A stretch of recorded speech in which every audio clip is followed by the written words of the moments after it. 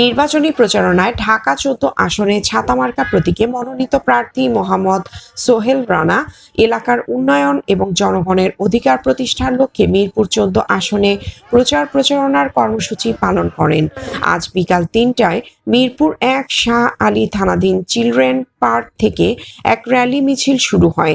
উক্ত র্যালি মিছিলে উপস্থিত ছিলেন গণতান্ত্রিক স্বেচ্ছাসেবক দল কেন্দ্রীয় কমিটির সভাপতি মোহাম্মদ খালেদ বিন জসিম এবং ঢাকা ১৪ আসনের প্রার্থী মোহাম্মদ সোহেল রানা সহ আরও অনেকে। এই র্যালিটি মিরপুর ১ নম্বর হয়ে সনি সিনেমা হল থেকে রাইনখোলা হয়ে বেড়িবাঁধ মিরপুর রিপোর্টার্স ক্লাবে গিয়ে শেষ হয়। সোহেল রানা বলেন, তিনি একজন গণমাধ্যম কর্মী, তাই তিনি মানুষের কষ্ট ও দুর্দশার কথা বুঝেন আর এই লক্ষ্যেই কাজ করে ১৪ আসনকে একটি পরিচ্ছন্ন ও দুর্নীতিমুক্ত সমাজ ব্যবস্থা গড়ে তুলতে চান। বিশেষ করে আপনার মিরপুর ১ নম্বরের রাস্তা দিয়ে হাঁটা যায় না। আগে আমরা দেখেছি যখন অন্য দল ক্ষমতায় ছিল তখন একটা লাইন ছিল।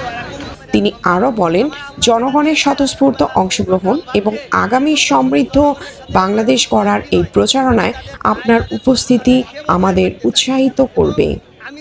News desk, Priyanka Mallick.